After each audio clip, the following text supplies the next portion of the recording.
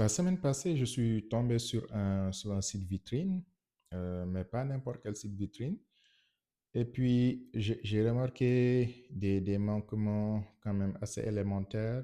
Vous me direz, c'est des détails, mais tout se joue sur des détails. Euh, et automatiquement, j'ai commencé à me poser, j'ai commencé à me poser tout un tas de questions du genre, est-ce que, en tant que développeur, est-ce qu'on se respecte d'abord? Est-ce qu'on respecte nos collègues? Est-ce qu'on respecte nos managers? Est-ce qu'on respecte notre travail?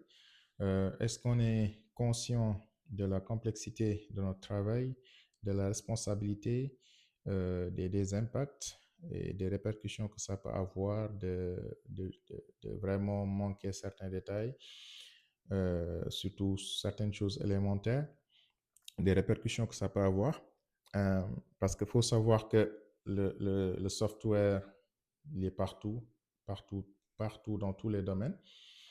Euh, Ça est aller dans le domaine de la santé, de l'administration, du transactional bancaire, du mobile money, dans le domaine de l'industrie, aller plus loin dans le domaine de l'aviation, etc., etc. Donc, c'est vraiment partout le software. Et c'est la raison pour laquelle il faut vraiment, en tant que développeur, qu'on puisse mesurer la température, qu'on puisse prendre conscience de la lourdeur de la tâche, de la lourdeur du, du métier qu'on est en train de faire.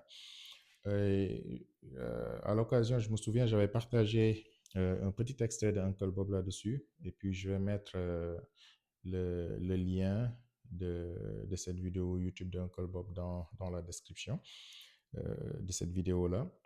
Et je vous invite à aller le regarder. Et je me souviens, il disait que dans cette vidéo que il ne sait pas quand est-ce, mais ça viendra, qu'un jour, un développeur va faire un dumb thing, donc une bêtise, un manquement, un oubli, et qui va causer la mort de plusieurs personnes. Il a pas forcément tort, parce que le software, il est partout actuellement. Donc, c'est ça, tout un tas de questions. Et puis, je me suis dit vraiment, si on veut, si on aspire à vouloir digitaliser certains process, et puis qu'on nommait quand même certains détails élémentaires sur un site vitrine, qu'en sera-t-il si on doit mettre en place des applications? Donc, c'est pour ça, pour cette vidéo-là, donc, on va aller voir 2 ou 3 cas de figure, scénarios que vous avez sûrement rencontrés aussi en tant que développeur. Et on va voir ensemble comment parfois le code peut être sournois entre guillemets, mais comment ça peut être parfois complexe et cacher certains détails, et pourquoi c'est très important d'avoir vraiment beaucoup de recul, de vraiment prêter attention avant de livrer ou bien avant de déployer du code. Donc, sans plus tarder, allons regarder ces exemples-là.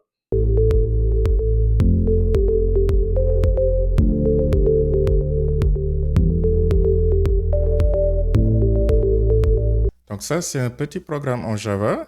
Vous remarquerez que je ne suis pas très inspiré au niveau des notes classes et puis des variables, mais dans ce cadre-ci, ce n'est pas le plus important. Vous avez compris l'idée. OK? Donc là, j'ai un service, new my service que j'instancie, et puis perform action, et je lui passe ici un argument. OK? Donc, si on s'en va voir au niveau de perform action, prend un paramètre, ID, et il va récupérer un user. Donc, get user, qui retourne un optional, et peut-être ça, c'est un appel en base de données, admettons, pour récupérer un utilisateur. Sinon, si j'ai pas le get user ne me retourne pas de résultat, or else, je vais aller récupérer les informations de l'utilisateur depuis un service externe, donc un appel HTTP par exemple. Donc là, vous verrez que j'ai simulé un petit temps de latence. OK? Et hop, il me retourne mon user ID et puis je l'affiche ici dans mes logs. Parfait. Donc, on va exécuter le programme. Et puis, effectivement, je vois ici mon log user ID. Parfait. Mais en regardant les logs de plus près, je vois que j'ai aussi le log fetching data from third-party API. Donc, c'est comme si cette méthode a été exécutée. Et pourtant, le user ID retourné, c'est bien le C8D90. Donc, qui est le C8D90. Donc, mon appel à la BD de getUser me retourne bien le user ID, mais n'empêche, le optional n'est pas empty, mais malgré ça, il fait un appel HTTP. C'est intéressant. On va y revenir plus tard. Donc, là, ce que je vais faire, je vais juste dupliquer et puis je mets un commentaire. Et là, je vais utiliser l'autre méthode qui est le or else get, qui prend supplier. C'est bon. Parfait. Donc, là, je vais juste vider mon terminal. Hop, je relance. Et là, donc, j'ai bien le C8D90. Est-ce que c'est le bon C8D90, l'appel à la BD? Parfait. Et là, je vois que je n'ai plus ce log-là. Donc, cette méthode, elle n'est pas appelée. Donc, observation à chaud, c'est que ce or else get, donc c'est un lazy invocation. Ça veut dire quoi? Il sera appelé si et seulement si j'ai un optional empty. Donc, ça veut dire que mon get user ici me retourne un empty result. Et dans ce cas-là, il va appeler le get data from third party API. Donc, ça, c'est le comportement voulu, c'est le comportement normal. Donc, je remets ici en commentaire et on revient ici. Et puis, on analyse ici le side effect. Donc, ici, on voit que avec le or else, on a ce qu'on appelle un side effect. OK? Et ça, je suppose que vous l'avez rencontré dans vos code base. Mais là, vous voyez, ça peut introduire des bugs ici parce qu'on a clairement ici un side effect. Admettons que, bon, déjà, un get data, et en temps normal, il fait juste un get, mais ça peut échouer. Par exemple, l'appel HTTP, c'est un appel HTTP, ça peut échouer. Donc là, clairement, mon programme va bugger. L'autre problème aussi qu'on pourrait rencontrer, admettons que vous faites ici de la mutation, vous modifiez le state d'un ou de plusieurs objets. Donc là, bonjour les surprises aussi.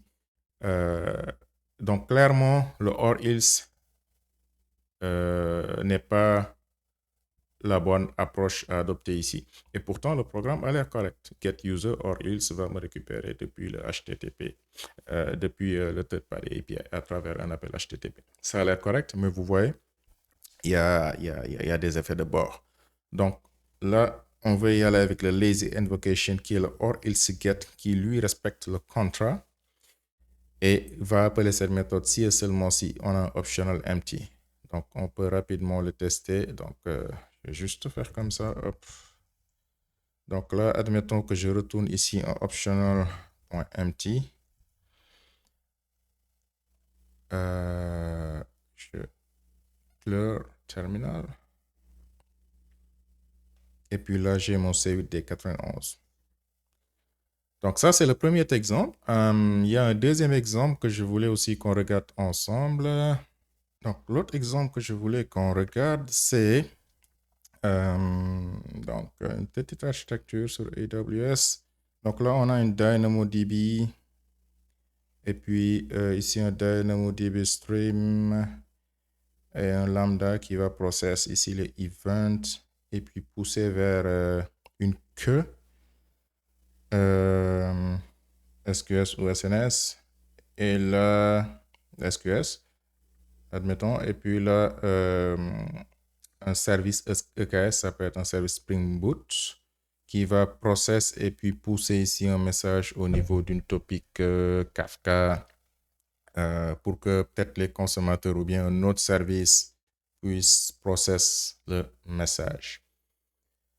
Donc, le scénario, c'est quoi? Admettons qu'ici, on supprime un record au niveau de la DynamoDB. Donc, on a ici un stream d'event qui va déclencher ici la lambda, mais on veut ici au niveau de la lambda, processe seulement les événements qui sont supprimés à travers un TTL delete. OK, donc ça ne devrait pas processer les événements qui ont été supprimés soit par une application, par l'application, ou bien qui ont été supprimés manuellement au niveau de la DynamoDB, mais seulement les records qui ont été supprimés à travers un TTL, donc un time to leave. OK? Donc, la lambda va processer ça et puis pousser ici peut-être un event au niveau de la SQS. OK? Pousser un événement pour dire que j'ai processé tel record et puis un service ici Java qui va lire et puis faire un process et publier au niveau de la topic Kafka. Maintenant, tout ça, ça a l'air correct, c'est bien. En tant que développeur, on a implémenté tout ça, la logique, etc. C'est bon, parfait. Mais, il y a un petit bug ici. Au niveau de DynamoDB Stream, par exemple, c'est pas, je dirais pas, il n'y a pas moyen, il y a effectivement moyen, mais on ne peut pas se baser là-dessus. C'est quand on supprime un record au niveau de la DynamoDB, il y a, je dirais pas il n'y a pas moyen, ok? Donc il y a moyen, mais on peut vraiment pas se baser dessus, de savoir est-ce que ça c'est un TTL delete? Est-ce que le record a été supprimé parce que ça a expiré? Ou bien est-ce que ça a été supprimé via un service, avec un appel HTTP, API, ou bien ça a été supprimé manuellement? Donc il y a cette distinction-là qui doit être faite au niveau de la lambda, par exemple. D'accord? Donc, en tant que développeur, OK, on voit ici au DynamoDB Stream, type d'événement, c'est un delete, on fait un process et puis hop, c'est bon, ça marche. Parfait. Mais admettons que le record a été supprimé manuellement ou bien ça a été supprimé par un service, mais pas à travers un TTL. Qu'est-ce qui se passe? Toute la logique est faussée.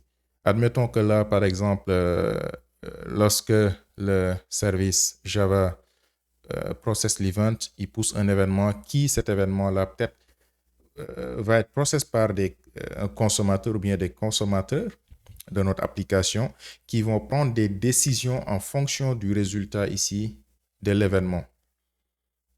Donc, est-ce que vous voyez le bug là?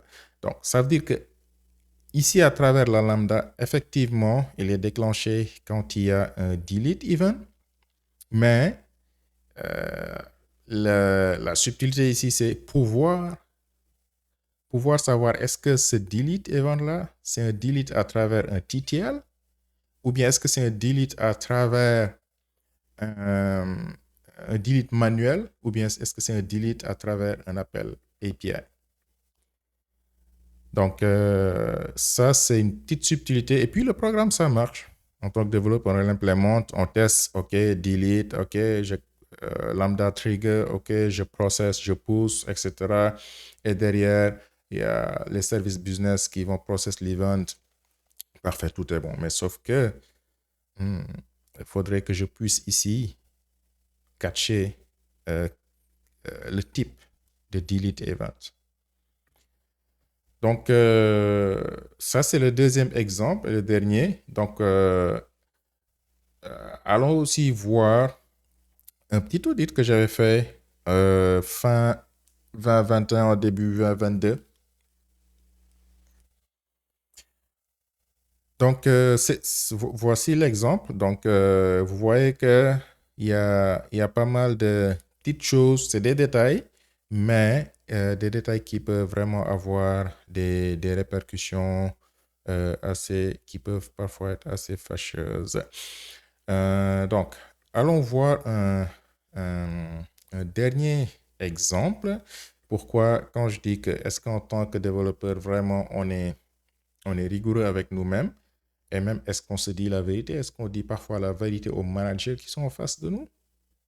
Alors, troisième et dernier cas de figure que je voulais qu'on regarde ensemble. Donc ça, c'est un audit que j'avais fait, ça remonte à 5 ans. Ça me fait rire et je vais vous dire pourquoi. Le but, c'est pas de passer en revue ce document-là. Et je me souviens, c'était pas une petite application. Euh, Ça me fait rire parce que quand j'ai fait la revue, après 3, 4 mois passés sur le projet, euh, quand j'ai fait la revue, après tu te rends compte à quel point euh, parfois tu rencontres des gens qui, euh, au lieu d'essayer d'améliorer les choses, non, c'est plus, ils se sentent comme insultés. Je me souviens, on m'avait convoqué dans une salle avec les développeurs et puis l'ensemble des membres de l'équipe. Et c'était extraordinaire. Il y a juste un seul développeur qui a reconnu que, ben, effectivement, que les choses n'ont, on n'a pas bien fait les choses. OK? Ben, les autres développeurs, ils étaient peut-être embarrassés, gênés. En tout cas, ils n'ont rien dit. Mais ils savent pertinemment que c'était pas bien fait. Bref, j'ai juste déposé ma démission au bout de 4 mois et puis je suis parti. Donc ça, ce sera l'objet d'une autre euh, vidéo où on va parler de l'environnement. Euh, et vous laissez pas biaiser ou décourager pensant que je suis dans un environnement où j'aime pas ce que je fais, je dois rester parce que peut-être je gagne un salaire, parce que je ne trouverai pas d'autres emplois. On va y revenir, ça c'est un autre détail. C'est entre parenthèses. Mais n'hésitez pas à faire les choses comme ils se doivent. N'hésitez pas à dire les choses aussi. Donc, l'objectif n'est pas de parcourir cet audit-là, mais je me souviens, quand je dis que ça me fait toujours rire, le code, il y avait plus de 90% de coverage. OK?